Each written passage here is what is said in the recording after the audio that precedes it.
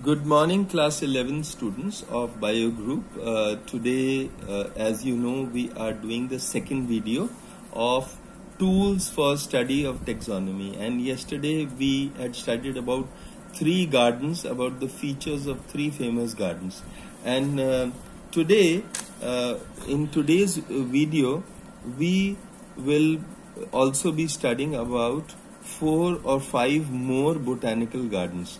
We see the botanical garden of NBRI Lucknow. NBRI Lucknow Botanical Garden. It is called Old Sikandar Bagh. It is known as the Old Sikandar Bagh, and this was laid around 1800 AD by the Nawab of Lucknow of at the time, and he named it thus after his Begum. He named it Sikandar Bagh, and this Nawab's name was Wajid Ali Shah, and Sikandar Bagh now is converted to a full-blown botanical garden due to the efforts of Professor K.N. Kaul. We see another feature that it is spread over an area. It is spread over an area of 25 hectares, having an arboretum, which is beautiful trees that are spread out, arboreal trees that are spread out, and it has got a rosarium.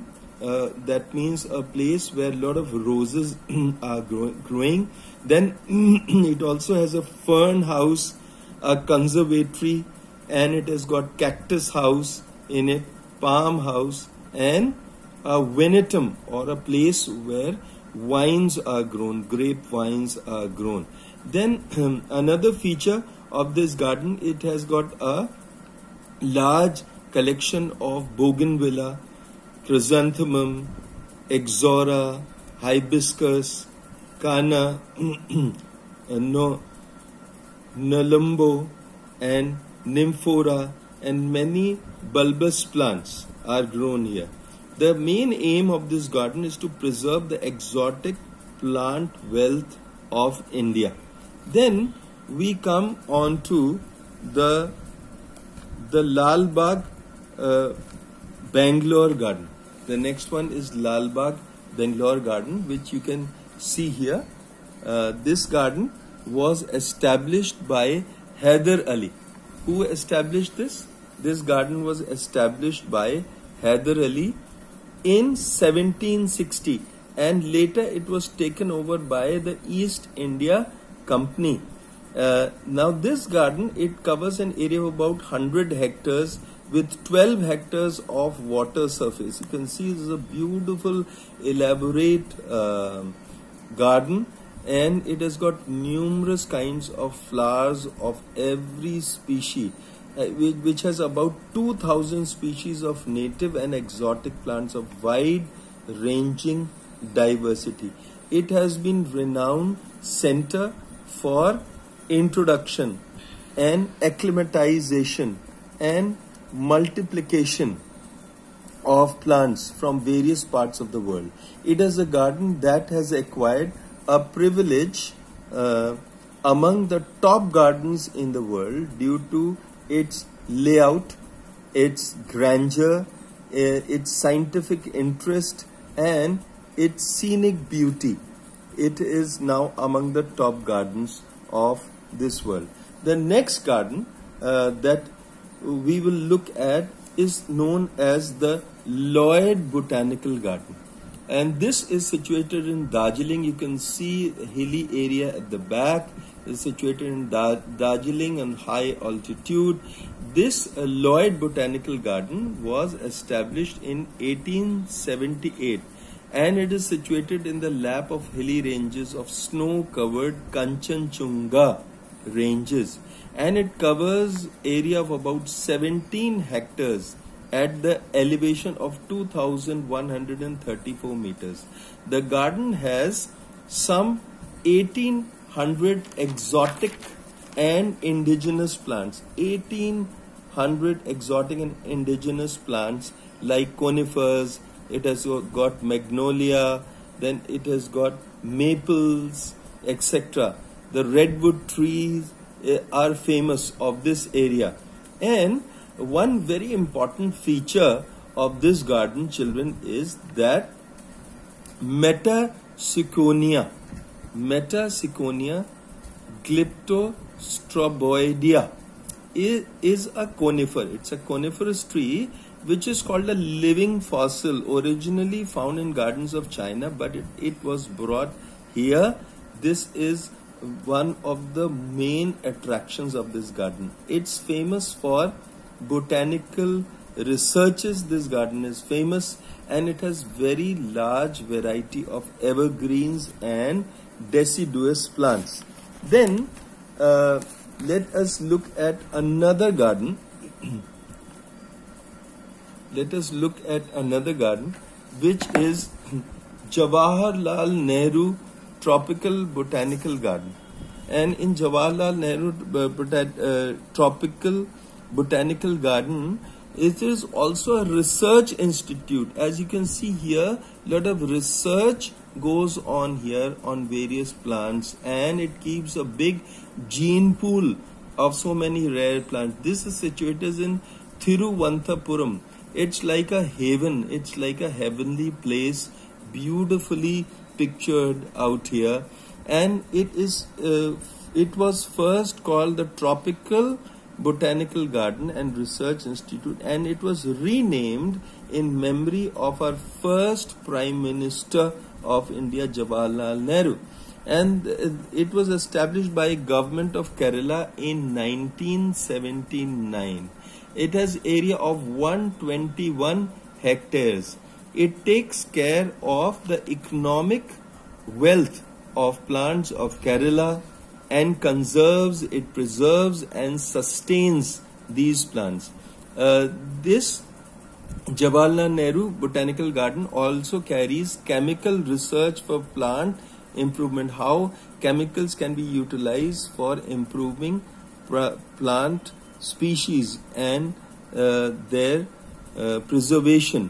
It has a collection of 1,000 species of trees, 1,500 species of medicinal and aromatic and spice plants.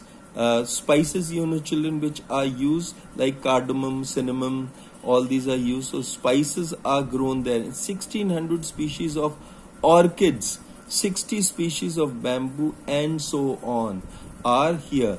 And this garden conserves plants, establishes natural gene bank for medicinal and aromatic plants. People also come here to buy spices which are available at a low cost and in pure form. Chemical profiling and DNA fingerprinting of medicinal plants is also done here.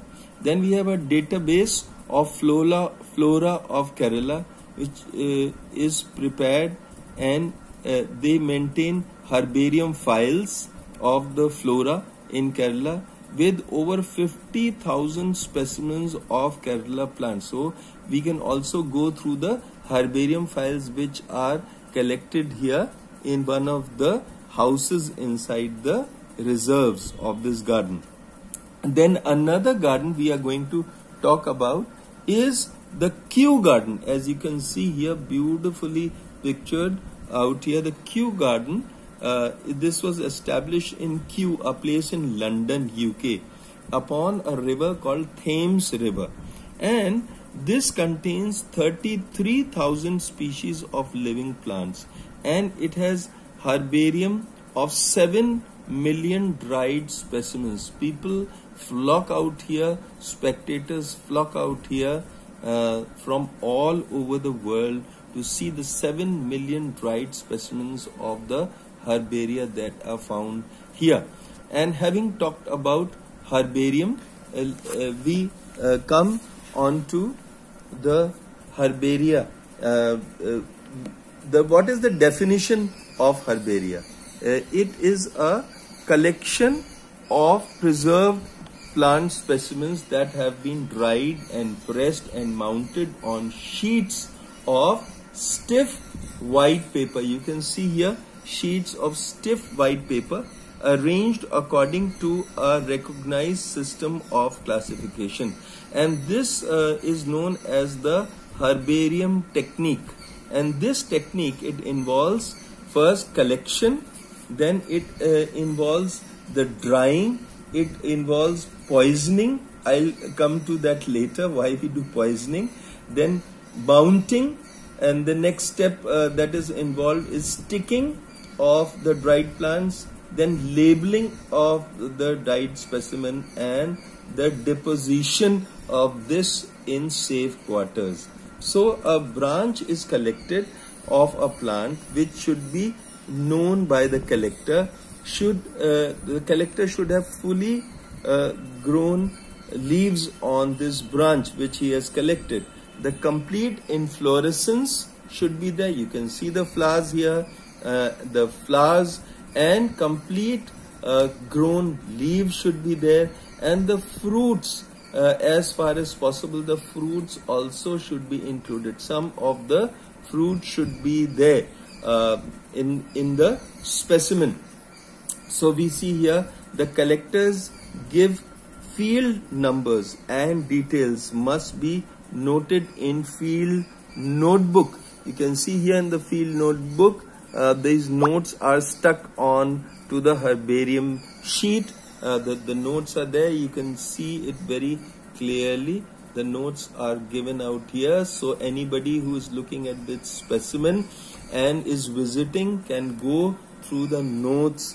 Now the notes should be about the habit, the habitat, the flower color, the locality, the altitude at which the plant was found. The fresh plant should be pressed inside the newspaper with each part well spread without overlapping. So we see here in this plant, none of the parts is overlapping. They should be well spread, should be kept in newspapers, and the newspaper should be changed regularly so as to take away the moisture quickly from this plant, and also that fungus, black fungus should not grow on this. So the newspapers are changed one after the other. After drying, poisoning is done. Why poisoning is done? It is to keep the pests away and the insects away from biting and chewing away the parts of the preserved plants. The main function of herbarium is to develop and establish scientific collection of plants so that people can recognize the value of these plants. The herbarium files, they are preserved in herbaria, and the herbarium files are kept in large cabinets. You can see here in this diagram, large cabinets are there, and according to the different families of the flora, different families like cruciferae, and we have so many other families.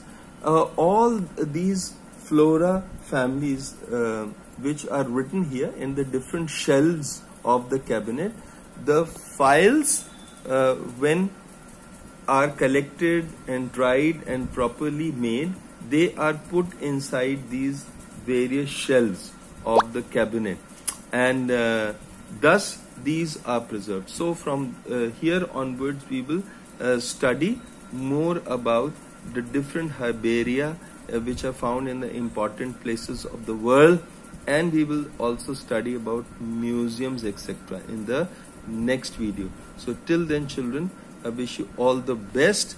Go through the video, and I'll be sending the assignment soon to you.